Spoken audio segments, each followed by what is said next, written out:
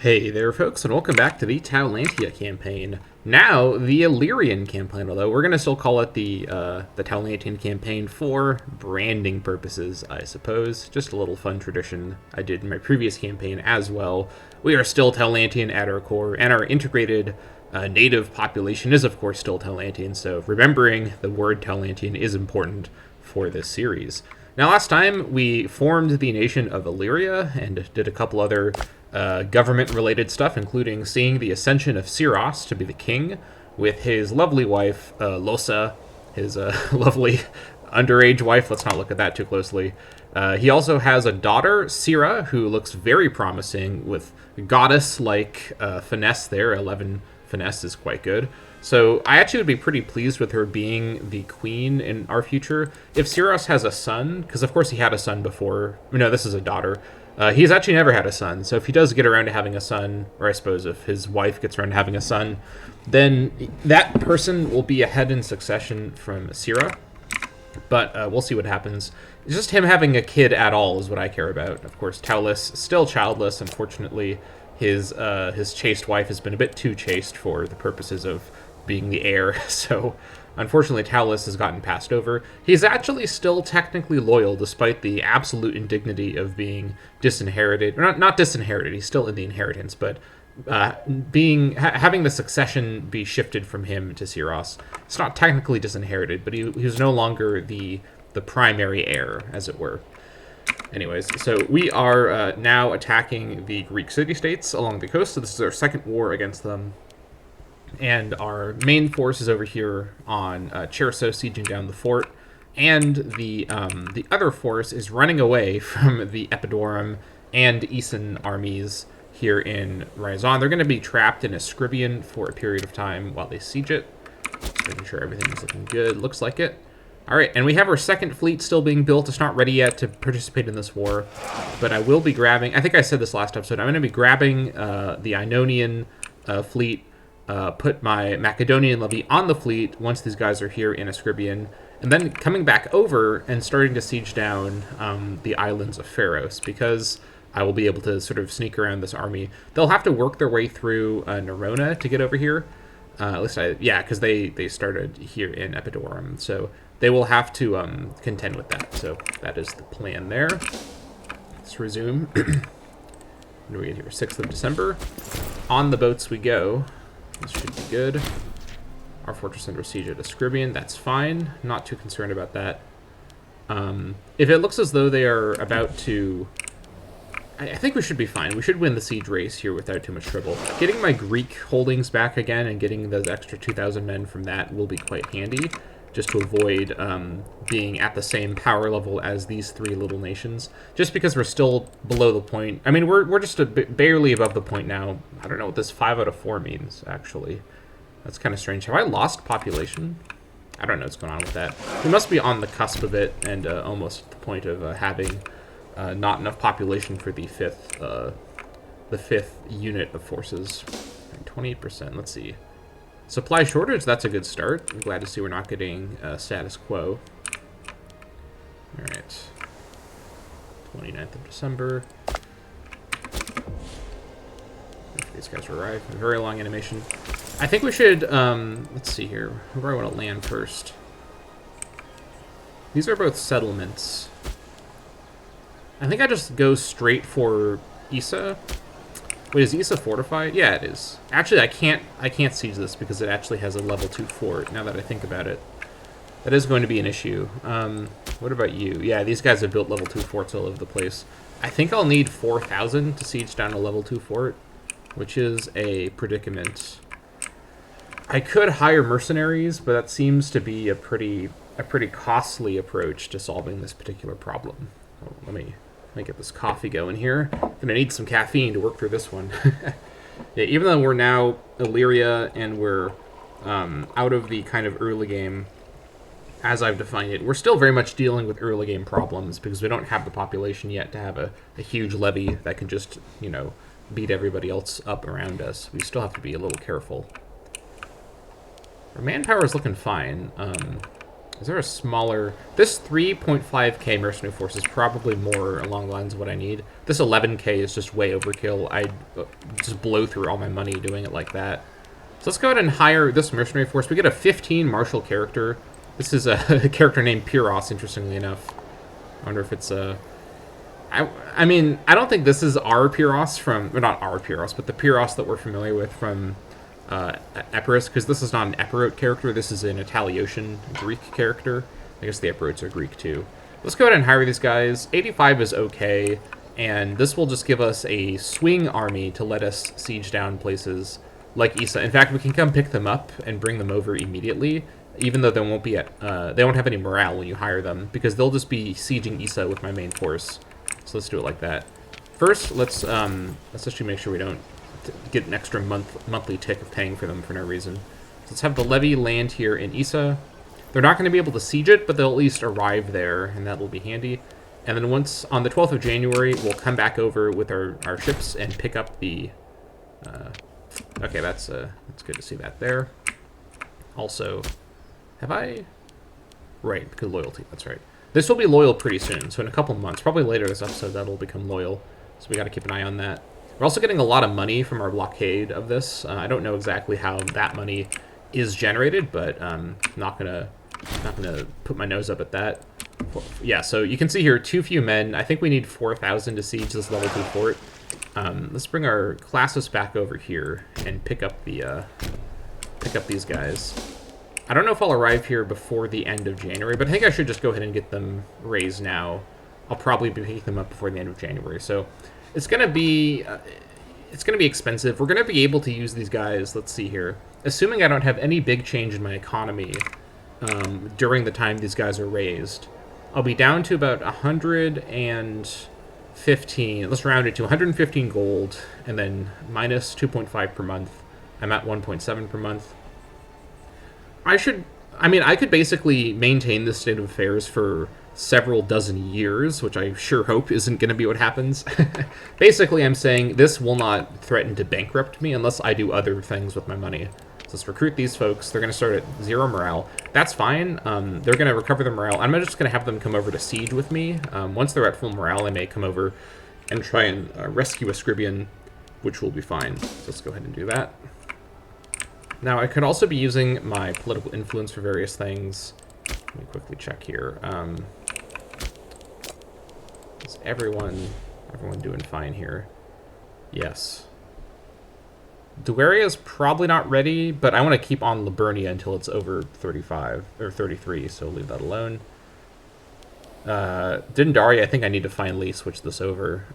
It's just not getting under control, especially I think because I don't know if there are Illyrians living over here. Yeah, but there are. Yeah, this is still an Illyrian region.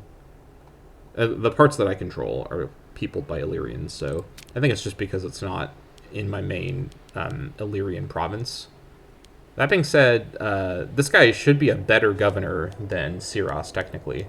Either way, this place is completely fine to put onto local autonomy. We need to remember that local autonomy isn't a great policy to have for everywhere, just all the time, because even though it gives you huge happiness bonuses, the output malus is very severe, and this is particularly noticeable when it's affecting integrated pops who are giving you the most tax base and manpower, resource points, and whatnot. If their output's reduced, that's just it. Because keeping in mind, again, the main thing that happiness affects, aside from the complicated web of mechanics involving province loyalty and all that stuff, the main thing happiness has a meaning of is output.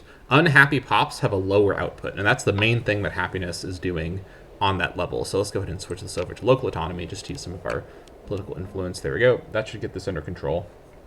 Now, aside from that, is there anything else I want to do just while I'm thinking about it with my... Because I have a lot of political influence that I gained from forming Illyria. I don't think any of these... I guess I could go for Patronize the Arts. I think I'd want to do this on cooldown, and so start it on a better cooldown point than right now.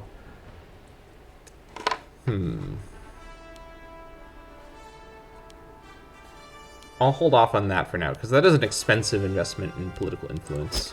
I could just do more provincial investments, because that's a great political influence sink. Or I could also get some claims. I'll unpause in a moment. I know I'm paused for a long time right here, but let me just quickly check and see. Any gods I'd want to change around? Probably not, right? I want to keep with Pan. Yeah, I think this is basically fine. The one that I'd probably be the most likely to change is Hera, and she's actually pretty good, so I don't really want to change her. And I actually can't change her while I have her on Omen, so that is fine. I could perform divine sacrifices to get some extra stability. I think this might be a good place to put this political influence, because I got so much extra political influence from forming Illyria. Ironically, after I no longer needed lots of political influence, because I was rushing to get all those different claims. So let's actually get some stability back. This will do the most to help our provincial loyalty, more than the straight happiness bonuses would. So perform divine sacrifices, kill that pig. Looks good. And then aside from that, any law changes I should maybe take a look at. One law change that I have thought about is switching to Royal Guard. This is the, or not Royal Guard, excuse me, military service. Essentially, so let me talk about military forms for a moment, because I don't think I've talked about them in this campaign quite yet. This is a pretty big thing you need to start thinking about once you're entering more of the mid-game. And again, I'm sort of saying that I'm in the mid-game. I have the structure now, the infrastructure in place to have a mid-game situation. I haven't developed it enough to really be there fully, but essentially you start with Noble Retinue, which doesn't allow any legions anywhere, and the main thing it gives you is your levies start with extra cohort experience, which makes them a little better, and it's a 5% levy size multiplier. Now, the sort of supercharged version of this is military service, which is the one I'm probably going to go for. This gives you a pretty bad unintegrated culture happiness malus of -4%. So that means, to be clear, all non-Taulantians get that, because unintegrated culture is any culture that's not your integrated native culture, including within your culture group. So you have to remember that, because it's a little hard to. It's often to overlook this, but culture group and culture are different things. And although that's a pretty straightforward mechanic, I sometimes get tripped up on that as well. And you can have within your culture group unintegrated culture group cultures. So a little confusing. But integrated culture happiness 5%, that's very, very good, because as we're converting the people of Illyria into Taulantians, they're going to be affected by this. They're going to have a better output. It's just a good thing all around. And the best part about this, levy size multiplier plus 10%. Now remember, this is just a 5% bonus from here. So the bonus is being doubled, but it's not like the levy size is being doubled. But it is noticeable, especially once you have a larger and larger integrated culture thing. And essentially, military service is the best integrated culture strategy military reform, I think, arguably in the game. The others might be better later on, once you have a super sort of multi-ethnic empire that is very large in like physical space, because then, of course, you raise your integrated levies wherever they are, and they're going to be in your core. And so while we're in the sort of early and mid-game, military service is probably what we're going to go for.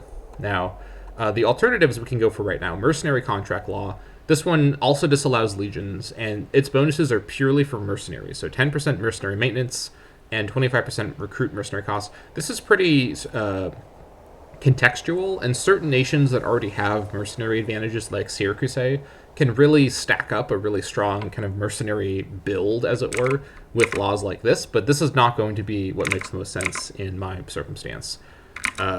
Royal Guard is your way into the Legion, area of the game early on. This allows you to raise a Legion in the capital region, and it gives you the very good 5% discipline bonus and a much smaller levy size multiplier, only plus 2.5%. So this allows you for mixed Legion levy armies.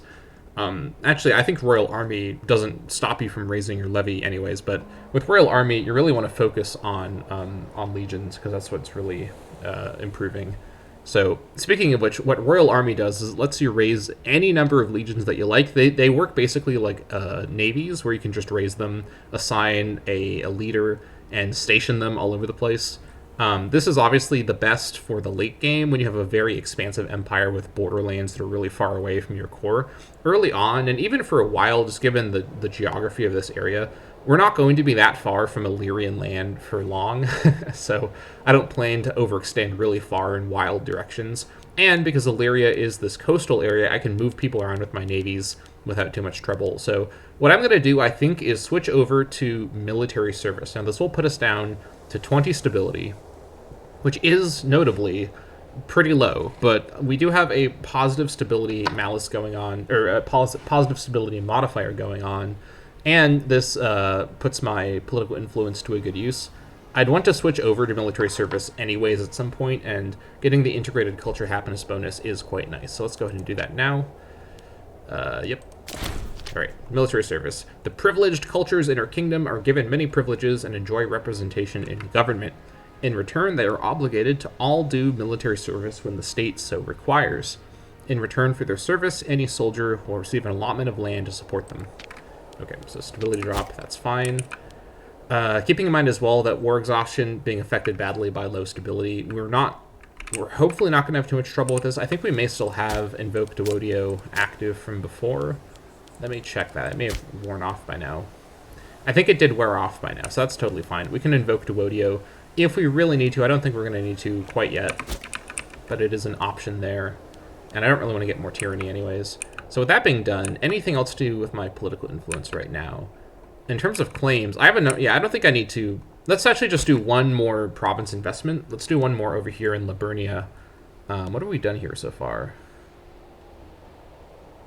Also, are we still doing a colonial venture? Yeah. 10th of July, 473. Let's remember that.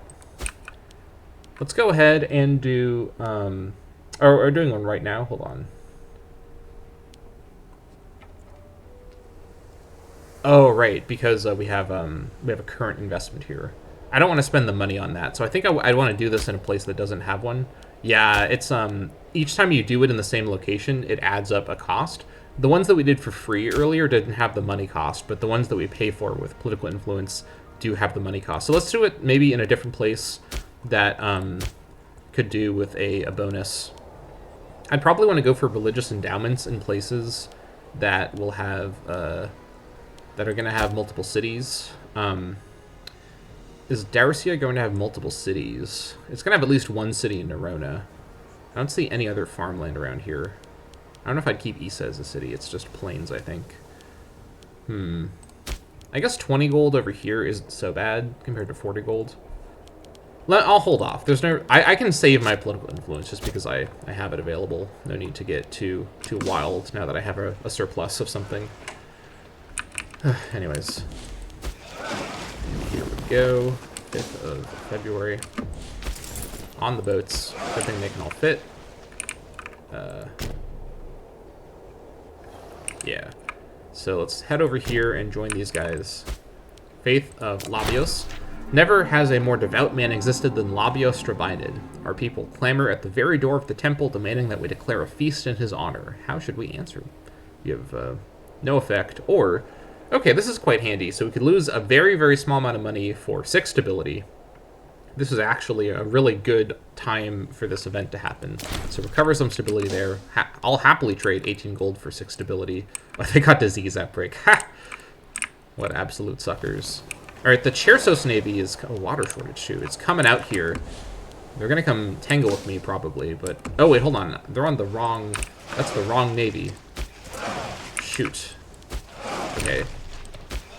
Yeah, that's the wrong Navy. Don't go on that Navy. That Navy actually might take damage from the 4. It'll be fine once we get this other Navy over here. So they got on the wrong Navy. That's totally fine. We'll resolve this problem. I just don't want the smaller Navy to travel by itself. Not with the expensive mercenaries sitting around on it. Alright, now with all of you here, let's come on over. I guess at 10 ships, I can probably use the second Navy here for something. Possibly to pick up those guys there, actually.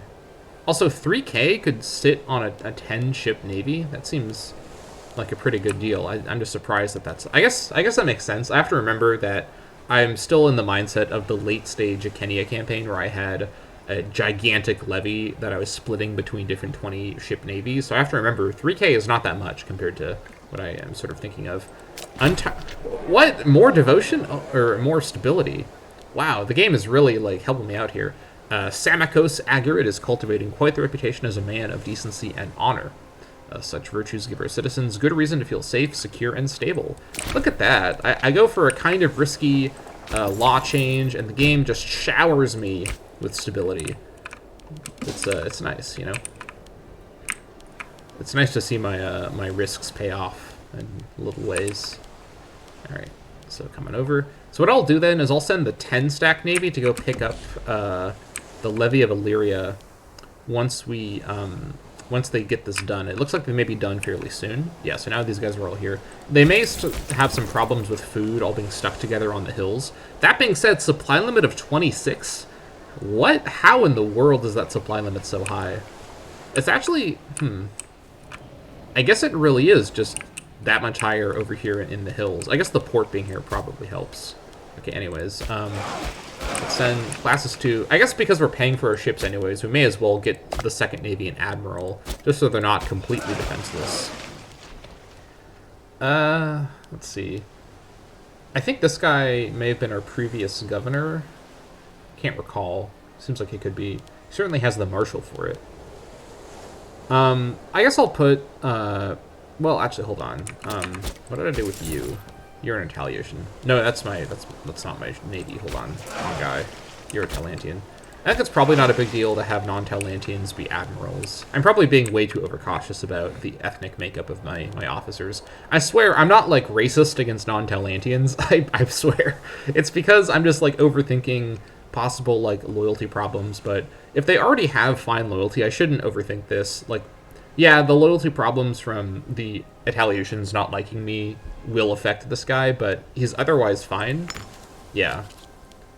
Yeah, he's fine. 42. That's totally fine. So let's have the 2nd classes come over, pick these guys up, and, yeah. Should be fine. Still only 28%. Yeah, this Ascribian siege has not gone very well for them. Okay, breach. Oh, that's... Okay, that's just literally as I was saying that. Yeah, of course they get a breach. Sheesh. All right, well, let's see. 21%? Nope. All right, supply shortage. That's still good. I mean, even with the breach, they can't win, because minus 14%, they literally can't win unless they do an assault, which I don't think the AI has ever done in my experience. If the AI is allowed to do assaults, it's not something I've seen very often. Our fortress under siege at Nerona. Okay.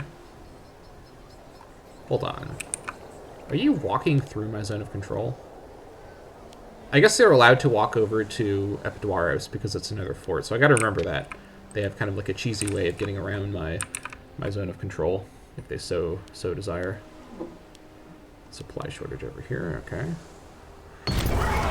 Sacking of Chersos, here we go. Alright, so Siros has led his men to glorious victory during the siege of Chersos. Here it is. The enemy flee in disgrace, and all that is left is to decide on how to treat the residents within. I know I've seen this event before, but since it's our first Siros sacking event, I thought I'd read it again. Needless to say, the spoils of war are likely to cause those back in Epidaurus to admire Siros greatly, but leaving such wealth in the hands of one man could cause problems in future. So I'm tempted to just ransack this place. I think I probably shouldn't depopulate if I'm killing 4 people and there's 5 in the location, but I'm a little bit nervous about depopulating. I also don't know if I want to give Siros Cruel. Monthly Tyranny shouldn't really cause problems because I'm already addressing Tyranny, I feel like, as much as I really need to, but... And Slave Output is pretty good. But then also, he'd be losing some charisma, and I don't think his wife gives him charisma. No. Wait, no, that's his daughter, not his wife. Where's his wife? There she is. Yeah. So I don't really want to have his charisma get worsened even more, because it'd be a 33% drop in charisma from that. Let's just let the men roam freely. All right, there we go. We've sent 1 person to Epidaurus. That's fine. This will come under control from that. Let's... there's no port here? Oh yeah, it's just a settlement. All right, back on the boats. We'll send this force over. We'll have this force probably come take over the siege, and either... I may split up the mercenary force in some fashion to keep the siege going, and then be able to send a force over to relieve Ascribian, or catch these guys on the way over. If I can catch them in, like, Rezone, that might work out well. Yeah, let's do it like that. You get on ships so fast in this game, it's crazy. All right, let's come back over. Now, the really, oh yeah, we can see all of our ships here coming over to join the Navy, just floating around with no fear in the world. The AI, though, has been pretty good about keeping the ships from running into other ships by accident. Oh, I think this is our first tech advance in this campaign. Oratory advances. So we get 0.50 civ level in the whole nation. That's really good, given we start at such low civ level. Our administration has expanded enough to implement one free innovation. All right, so I should have thought ahead and been like, okay, what's the innovation I want to start with? Because there's so many options here at the start. As I've said in the previous campaign, this innovation tech tree is one of the most interesting and kind of like rabbit hole areas of this game, where you can literally spend hours planning out some sort of route through all of this. All these bonuses are good on their own and cumulatively make focusing on tech advancement really important. Now, in terms of our first options, we only have a couple options here. Military artisans is always a really strong option for the free province investment. Again, noting that the free province investment doesn't give you the cost, or doesn't carry the cost. And if I go over and I look at Liburnia, we already have 2 extra resources from here. When we make this our capital region, actually, once we have enough political... I should have probably remembered that I need political influence for this. That's fine. We'll have enough political influence in a couple years. I think, because the stuff we get over here in our current capital... Let's see here. Yeah, so I think you get 1 by default, and then you get another one for regional power. So I think I kind of want to go grab 1 more of these over here. I don't think I need any more of these, although I can... Once I have enough money, I can build a port here. Okay. I should have remembered that switching your your national capital has a huge political influence cost. Oh well. Let's see here.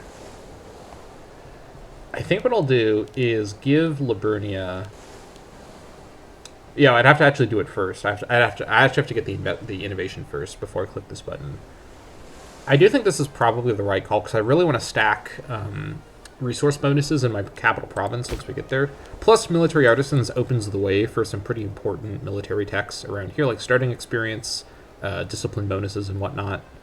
Alternatively, material science is probably better for us than usual, and it gives us access to the very important fort defense and fort sieging bonuses, and I do love improving my sieging. And honestly, for a seafaring nation, some of these ship bonuses would be nice to get at some point.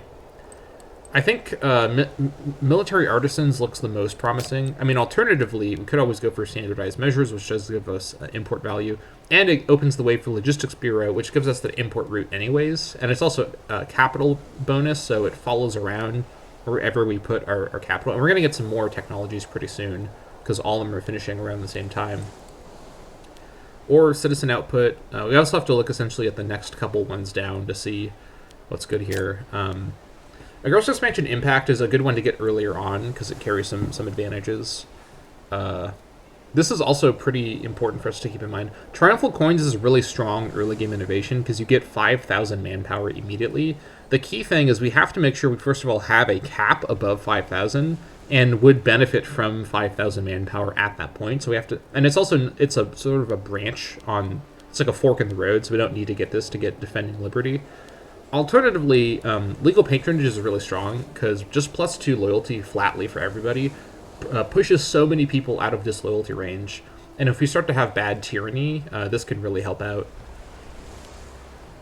Plus, getting changed governor policy early on saves a lot of political influence over time. Lastly, there's due process, monthly ruler prop gain. That's always good, just in every circumstance. And integrated culture, happiness bonuses, and whatnot. I mean, as you see, all these techs are really good, and it's hard to pick between them. I think I'll go for military artisans, just because having 1 more free province investment at least is more flexible. So if I want to do something other than a capital import route from this, then I can go for it. Plus, it opens the way to things like the starting experience bonuses, which are great to get early on, because your levy gets these bonuses too, as far as I'm aware. So let's grab military artisans. Let's try not to think about this too hard. Guilds of artisans employed by the military ensure that innovation is passed down to those deserving and provides a hotbed of scholarly thought by which our progress flourishes. All right, let's grab that there. And again, we're going to get 3 more within the next couple years or so, so we got to keep that in mind. All right, 7th of June.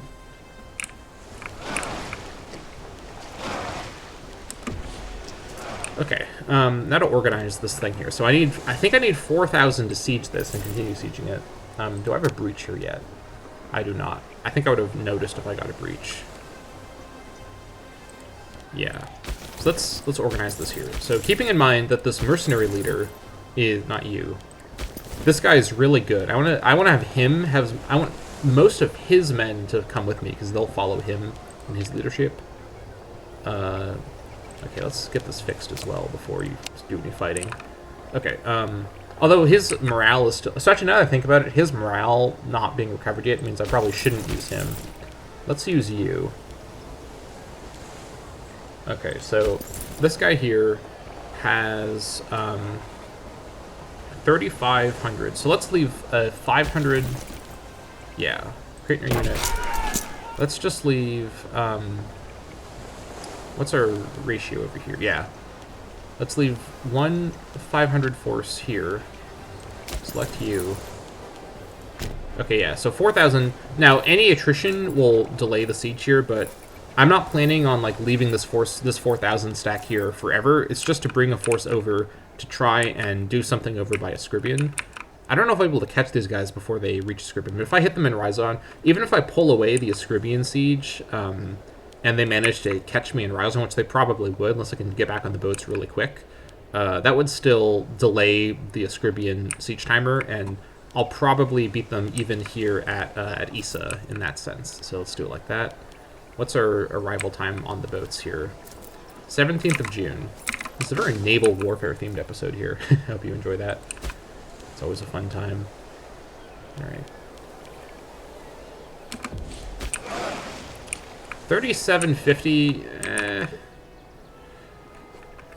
We might be able to beat them at Ascribian, but I don't know if I'll be able to before the Chersos relief force arrives. That being said, they're going to get to Rhizon only on 3rd of July, and that's probably another few weeks to get to Ascribian. I don't want them to get Ascribian, so I'm going to do something probably... Also, which navy are they on? Does it say? Okay, they're on the... They're actually on separate navies, which isn't exactly what I was hoping for. Should have probably realized that might happen. Okay, that's fine. We're going to have to leave our blockade for a moment. Actually, hold on. I have a more clever idea. Oh, I can't because they have armies embarked. Never mind. Alright, so both of our navies will have to do this together, unfortunately. Let's come over here really quick. And I think what I'll do is I'll come over to Ascribian, and as I'm landing, start a sally with the Ascribian garrison just to get a few extra guys. I think that should probably give me the edge that I need. And I want to try this trick because I think I talked about trying it out earlier in the series. Right, yeah, when I was dealing with the Lusitanian battle a few episodes ago. So, let's see here. Make sure you're actually on the right policy here. Yeah, I think I have you on shock action on purpose. So let's see. These guys may actually flee as I approach. How fast do we arrive? Still a couple days. Okay. Yikes. Yeah, that's not great. Our side will likely lose. 7% is very low, but if they manage to fully siege Ascribian, that's going to just cause me such a headache. I'm trying to think. If I sally from Ascribian right now, and then I join that fight with my guys from the boats, does the landing penalty apply? I probably would, right? Actually, these guys have now stopped going to Rhizon. I'm actually land in Buto and approach by land, so I don't have the landing penalty. And then I still get the defensive bonus from being in Ascribian. And this may also scare them away. Let's see what happens here. Alright, I'm going to have this force come back over to do the blockade again. I'll keep the first navy here. Alright, so it's still saying no. But this little icon is not always reliable. They do have a slightly larger number, but I will be defending in the hills, right?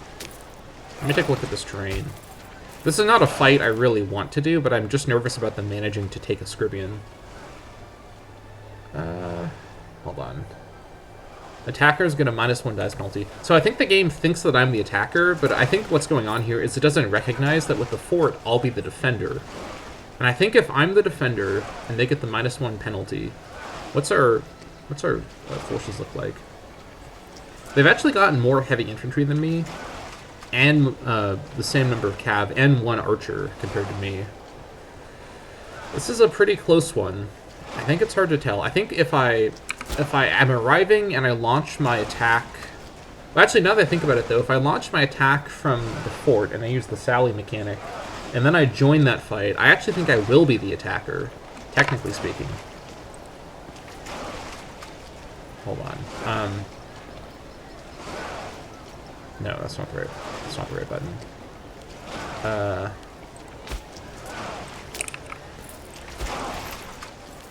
Where's my Sally button?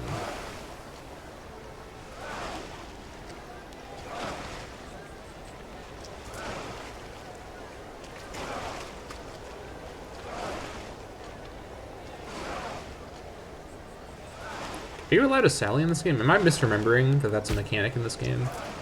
Maybe I'm just weirdly thinking that you can do that. Maybe I'm getting it mixed up with a different Paradox game. Okay, maybe I can't do that.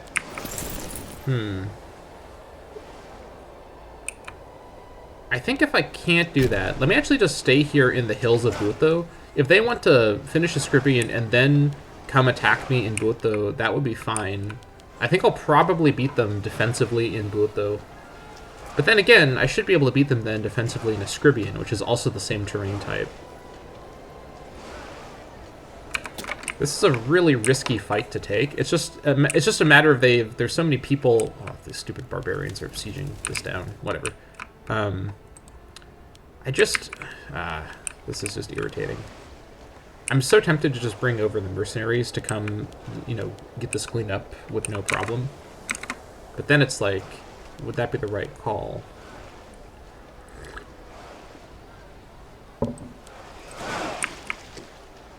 You know what? I think I've been a bit too greedy. Let me.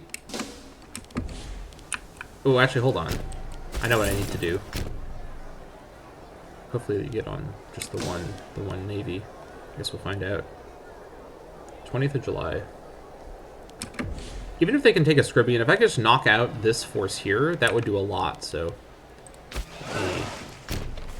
okay, so the 20 stack is still. Let's move the 20 stack back over here, and the second navy. Let's bring over here.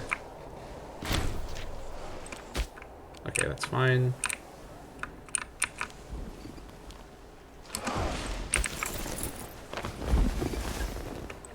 Let's come over to this side here, so we can try and grab this Chersos force before they can join up.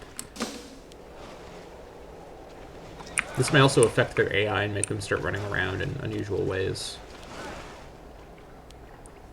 They're going to Anderba. Catch them in Anderba. This may pull these guys away, if I'm really lucky. Okay, I got lucky there. They didn't get a victory, but they're at 21% now. The AI loves to join fights when they see them right next to them, so possibly what this attack will do is pull them off of a Scribbian. I'm willing to take casualties if it means a Scribbian doesn't fall, because it just will it'll cost so much time to resiege a Scribbian. That being said, I may not need to resiege a Scribbian. It's not my capital, it's not even a provincial capital, and it's bought me a lot of time to siege down their holdings, so maybe in the clear either way. Let's see what happens here at this fight here. So we'll catch them at Anderba. All right. Stack wipe. All right, that's a pretty good start. I'm so tempted to go for this. But beating that force there is very important because now this force can't survive a combined... Because my army is split right now between the mercenary force and then my actual levy. What I'm going to do now, I think, even if they manage to get a Scribbian in this time, it would still be worth it. Let me go ahead and just commit now.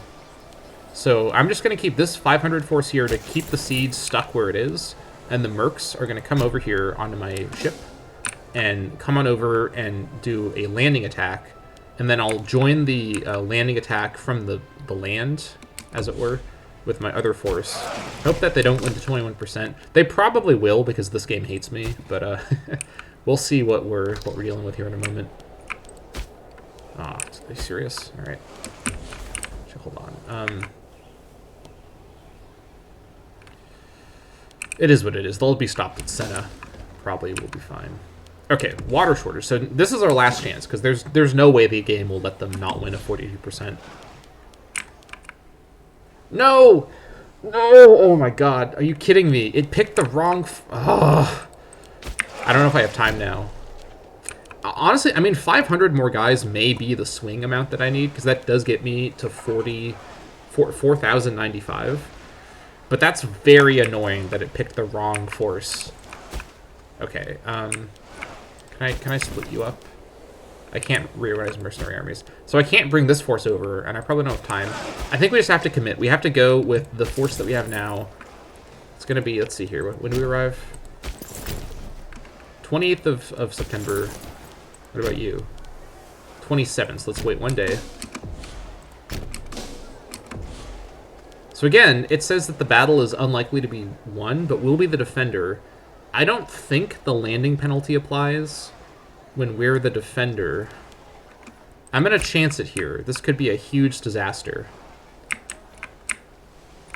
But I really don't want them to get a Scribian. That being said, though, should I do this? Because a Scribian is serving its purpose as a distraction. Maybe I should just let them work on a Scribian. And even if they get a Scribian, they then have to get Epidomnos before I'd really be in trouble. And I can definitely beat them siege-wise at Issa compared to Epidomnos. Am I being too protective of a Scribian? Because the Scribian is not a provincial capital. They're not going to get a huge strategic advantage from controlling it. I can just sail around it.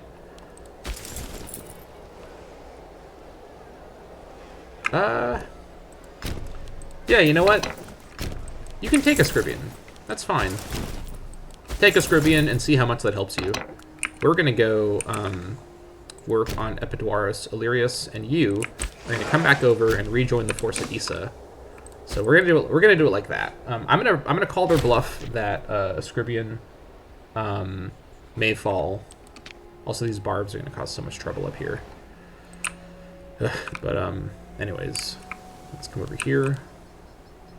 1st of October.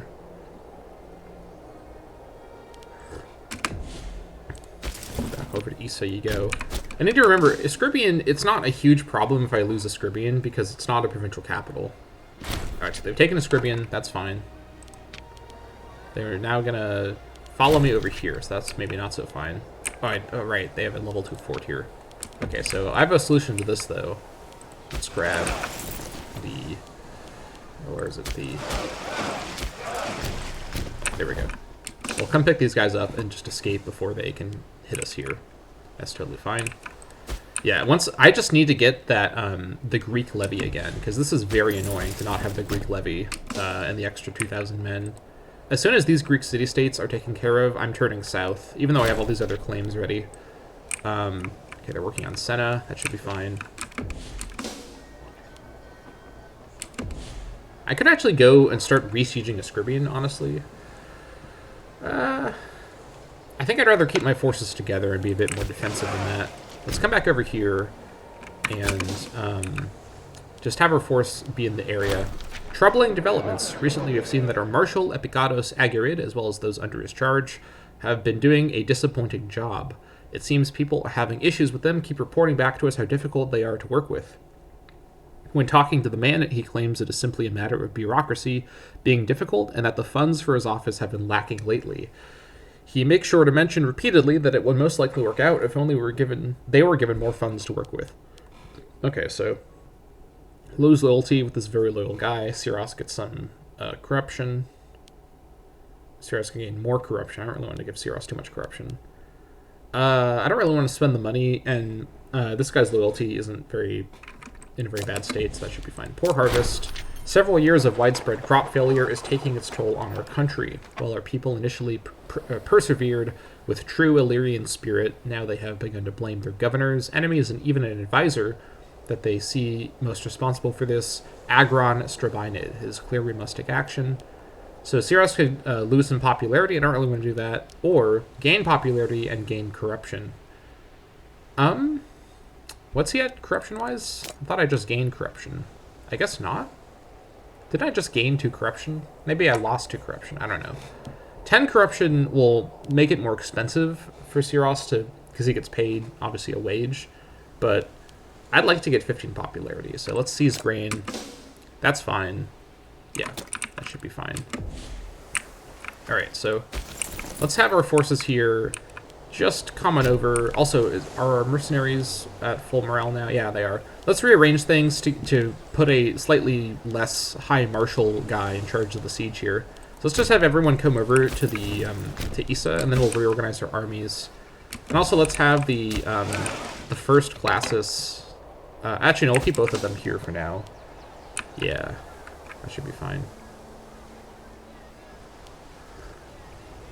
Water shore. Oh, actually, we'll maybe finishing the siege very soon, all things considered. What's our attrition like over here? Actually, everyone still has food, now that I think about it. We can just keep everybody here. Yeah, it's only 15 with everyone here, so we'll just keep everyone on Issa. That's totally fine. Yeah, I think we should be in the clear. Let's send the second navy back over to Epidomnos for now. I don't think I'll need it at this time. And just let the siege progress. Very good. War exhaustion is not a problem yet. I was a little bit nervous it might become an issue in this episode, given how this war has kind of been halting. This has been a weirdly complicated war just because the enemy just has more men than I do with my lack of a Greek levy, and even though I have every other advantage, them just having more men on its face is causing me some serious problems. The Senna siege is ongoing. That's fine. 42%. I have a good feeling about this. Come on. Because we can just park the 7k force in Epidaurus and then siege it to win, and we'll call it there. Right, food shortage. 49%. You don't see that often. I'll take that. Yeah. We're also now able to switch this back over. Let me actually go ahead and switch this over to cultural assimilation. We'll want to get some Taulantians in our new capital province when we're allowed to make it the capital province. Wait, what is it in Ionona? 140, okay. I think it's different for every location, so we have to be at peace, we have to have 140. We'll get there pretty soon. All right, 49%, let's get it. Nope, defenders desert. I guess that's better than nothing. Better than disease outbreak, that's for sure. And then we have to go deal with those barbarians at some point, too. These guys are just going to go work on Rosetia, I think. Fine with me. They're welcome to go die of attrition in the mountains. I'm not going to be too upset about that. I should make some of my coastal forts level 2, honestly. That would probably be a good call. All right, Issa is under control. That should extend to all of Pharos. Let's reorganize our forces here. Levy of Macedon, reunify. All right, all of you on the boats. And then we'll come on over and start working on Epidaurus. Even though I'd be attacking in the hills, I think this is a perfectly fine fight for me to take if they come back to Epidaurus. Agron. Agron Strabinid is truly a dire advisor. People laugh openly at stories of his sheer inability to lead, and our enemies eye our lands hungrily. It is safe to say that our people feel most uneasy. This is the master of the guard. I think he's fine. Six marshal is not the worst in the world. All right, so oh wow, 5 stability. Jeez, that's a pretty serious punishment for just that random event. All right, it is what it is. Just have to roll with it. Oh, we're gonna do a naval battle here. It looks like. Oh yeah, because this navy is coming out. Should be fine. We outnumber them. Oh no, we're not gonna do it. I guess the game lies about that sometimes. All right, all of you coming over to Epidaurus. Again, I'm doing this war to fully annex all this territory because I have claims on all of it from being Illyria, so that should be fine. They're now really out of position to respond to this, and I may honestly even do an assault, particularly if I can do it with the mercenaries mainly. Let's see if I can do something kind of cheeky with that. All right. Am I allowed to go... Hold on. I can go in any direction because I technically landed into the zone of control. Also, let's go ahead and build a port at Ionona. No, we need money to do that. Let's, we'll build a port at Ionona pretty soon. I think what I'll do, though, is...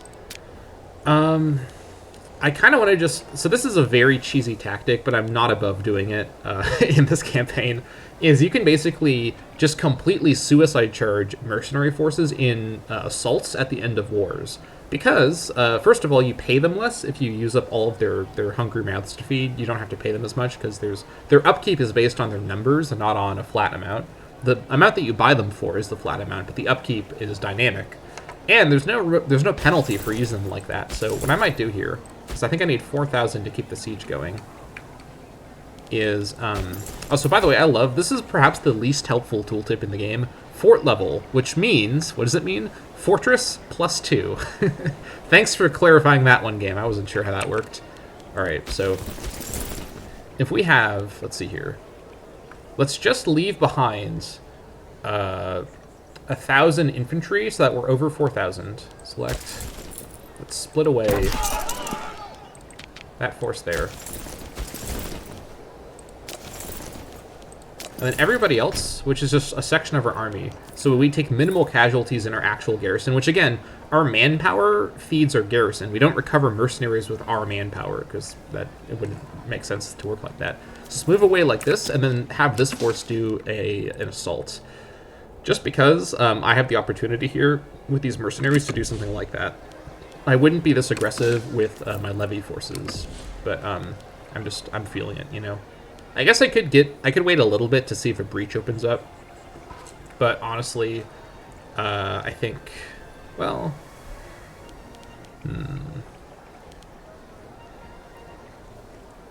assault power 17.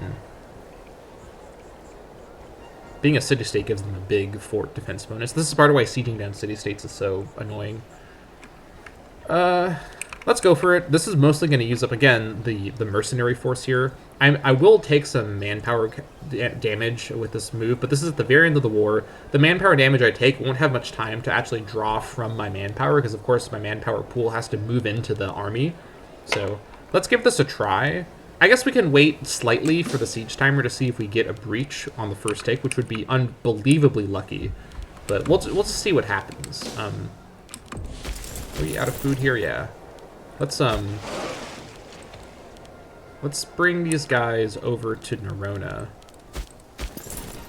Just hang it, because they can enter Nerona freely, of course, because it's another fort, so no big deal. Yeah.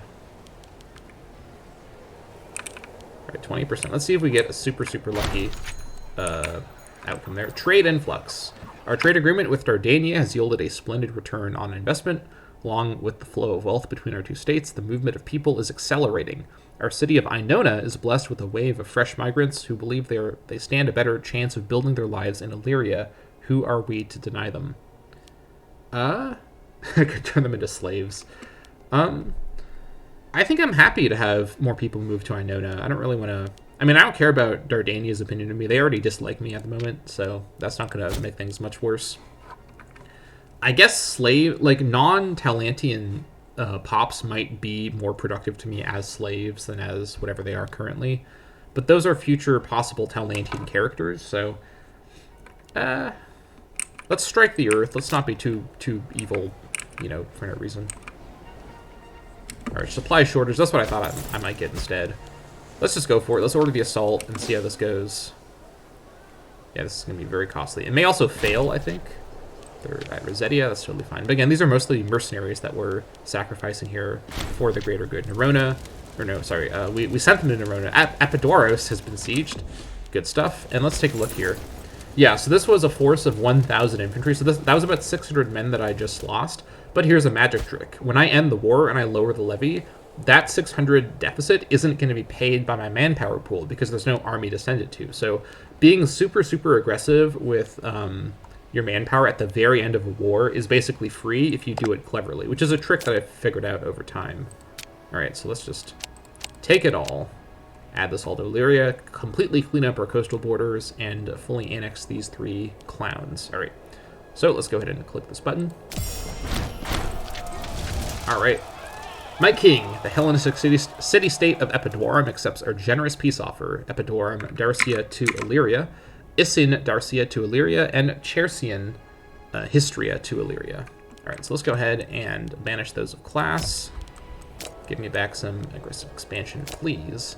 And take a nice look at our slightly cleaner, there we go, Illyrian coastal borders here. Let's take a look at our new territory as well. Now over here, we have a bit of Histria now, so that's pretty good. Starting off at culture, look at this, the game picked the right thing for me.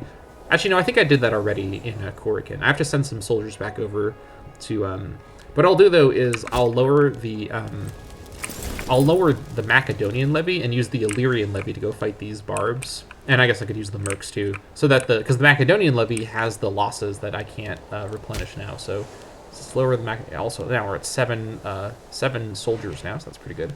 Lower the Macedonian levy. Good stuff. The Illyrian levy, we're going to put on... Also you.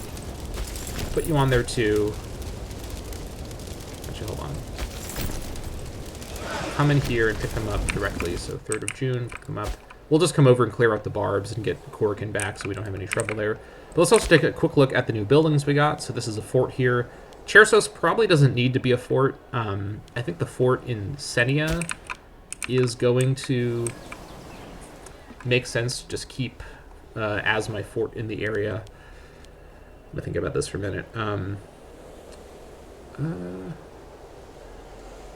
Yeah, because this is blocking off the thing here. My history and capital won't be Korikin forever, but I'm not going to move it to Tarsadike or to Chersos. And the Chersos fort doesn't need to be a fort at all. This also doesn't need to be a port. All right, that's fine. Down over here in Dacia, we got some new locations. Issa probably doesn't need to stay a city. This is a hills tile. What do we have here? We have wine. Not a huge problem. I'm going to make a ton of money by dismantling Issa, so let's go ahead and sell all of this good stuff. Look at our money go up. We can now definitely afford to buy a dock in Inona. We'll actually be able to afford to do a couple things in Inona pretty soon. Build a port in Inona. All right. And additionally, let's go ahead and revoke city status. That's going to cost some tyranny, but we are not having too much of an issue with tyranny at the moment, so shouldn't be a huge problem. All right, over here, all these docks don't have to stay. Destroy the one in Pharos as well. We could actually build a farming settlement in Pharos to get some extra fish, so that'd be pretty good. All right, and then lastly, Epidaurus Illyrius does not need to stay a city either. Got some salt and the library, and let's see here. Yeah, hills. No, thank you. Revoke city status. All right, and I did move from Nerona, my provincial capital. Let's switch that back over. Relocate capital to Nerona. Yeah. Fortunately, it won't do that again. It only moves it when you get new territory in the province. The game just moves it around arbitrarily. It's one of the most annoying little features of the game. But yeah, with that, we've got that cleared up. All right, so let's see here. 3rd of June. That should be good. Nope. Oh, yeah, I destroyed the dock. That's right. 10th of June. We'll do it like that. No big deal. These guys are going to be at low morale, but I don't care how many casualties they take. Carthage wants wine. Absolutely, Carthage. You can take my wine. I'll use them up for a few more months to go help me fight the barbs, because I don't really want to lose against the barbs with my smaller force with just these guys. But we should win with the combined force. Plus, they're about to probably take Senia, which would be irritating. Nope. Yeah, that's good. Also Dacia, good. 23rd of June. All right, come on. Get these guys on the boats. All right, first Classis on its way over to go ward off the barbs. Now, the thing to keep in mind, too, is normally in peacetime, I'm not going to have trouble with barbs on my borders, because I'll be able to raise the Illyrian levy anywhere inside Illyria, so shouldn't be an issue. Also, notice here, my manpower, I'm not taking that 600 manpower loss. Come on, 20%. Don't win. All right. It's fine, it's fine, it's fine. They're just going to plunder it. I shouldn't have to resiege it once I kill their actual horde, and I think I should be able to kill their horde. Okay, yeah, I was about to say, Istria does not have a 29 stack navy. It's mostly the mercenary pirates. That is fine. All right, what's our timeline here? 6th of August. Yeah, that should be fine. Even though we'll be attacking over the coast, or over a landing, we should dislodge these guys without too much trouble. We have a 15 commander with us, too, so that's helping out quite a bit. So let's get these guys out of the way. All right, engage the enemy. Yeah. We'll take some extra casualties because this isn't an opportune fight, but it's fine. We'll try and catch them like this. It's more important to kill their horde than to resiege Senia right this second, so I'm going to prioritize that. Yeah, we'll catch them again. Come on, let's see some stack wipes. I really just want to get these barbs out of the game. Once the barb horde is defeated, we should automatically get back set. Oh, come on. Okay, we can just walk right over. That's fine. I think we should automatically get the stuff back. In my experience, that tends to be what happens. We'll see what happens in a moment. Gives the enemy. There it is. Oh, yes, there it is. Okay, we got it all back. We got, ooh, 10 gold from that. That's pretty good. Good stuff. All right, so now the Ionian Navy can return to... I guess it can't return to Iona. I guess we'll have it just come over in a few months, or in 1 month we'll be able to actually dock in Iona for the first time ever, which is very exciting. And the mercenaries can be disbanded.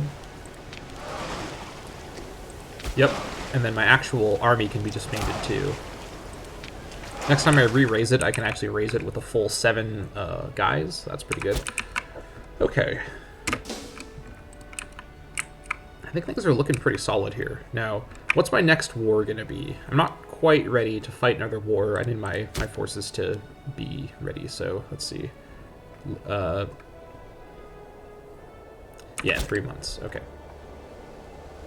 Let's finish that port. Good stuff. So the Navy of Iona can finally come live in Iona, so that's a pretty good situation. All right, 120 influence. It's going down for sure, so I think I'll wait until I am able to pull this off in this episode, then I'll go for it then.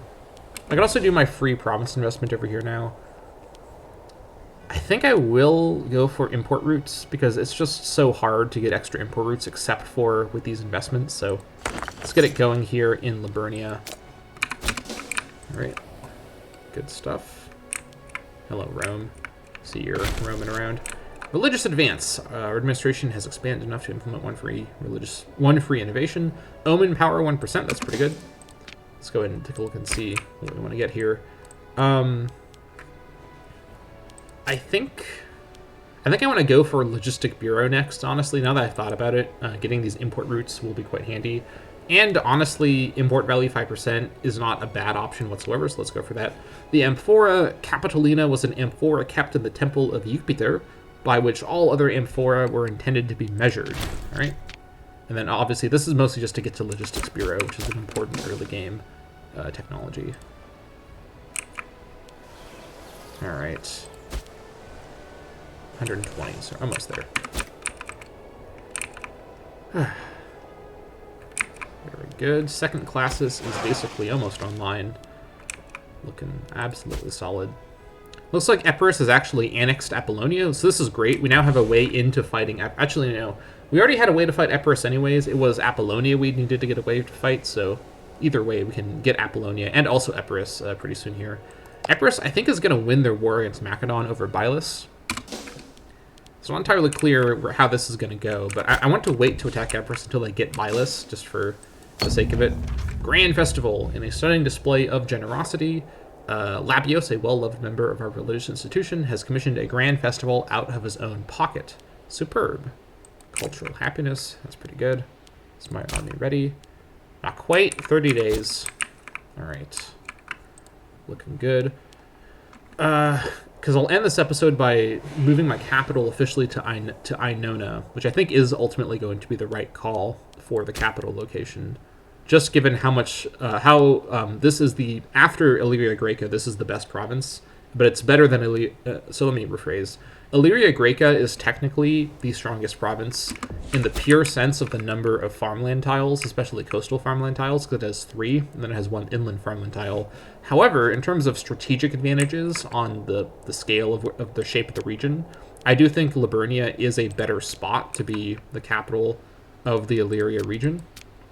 It's a lot more central. It's a lot more protected from, the Mediterranean, so there's that. All right, let's continue along. Yeah. 3,000 guys available. That's pretty good. Martial advance as well. So morale of armies and morale of navies, but then also legion and navy costs go up. That is fine. Let's go ahead and grab our logistics bureau. Good stuff. Our burgeoning state is beginning to struggle under its own weight. A dedicated logistics administration must be instituted to handle the flow of traders and merchants into our capital. All right. We'll get our fourth one pretty soon, but I will also not bother getting another trade good until I move the capital. I think next month is when I'm allowed to do that. Maybe in 2 months, depending on how the thing averages out. Athens is actually sieging them up there. Not sure what's going on with that. All right, I have to wait 1 more month. That's totally fine. We have a lot of money right now, so that's pretty good. I'm going to bank up on that for now. Once we move our capital over, we'll have a lot of work to do here in this this particular province. So almost there. 120 still. All right, this is going to be very exciting. And our second navy is almost done as well. All right, here we go. Province of Liburnia, city of Ionona, is going to become the capital of our nation. Relocate capital. So this costs 120 political influence, and it makes the new capital province be Liburnia, which is actually quite nice because Liburnia currently is my lowest loyalty province, so that will set it at 100, so that's kind of nice. Or at least it'll make it unable to go down.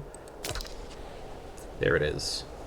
All right, our new capital. Let's see if it's updated on the Atlas mode. It has. So our new capital is the city of Ionona. Epidomnos is noted here, either for being a former capital or for just being our other large city. In fact, it's probably larger than Ionona. Yeah, it's pretty big. Ionona has a bright future ahead of it. It's already been a colony, so it will have these bonuses here forever, so that's pretty good. And it's just a really promising city for a promising young nation like Illyria. Now let's go ahead and reorganize our trade goods here. Actually, I think I'll do this at the start of next episode because I don't want to go too far over time.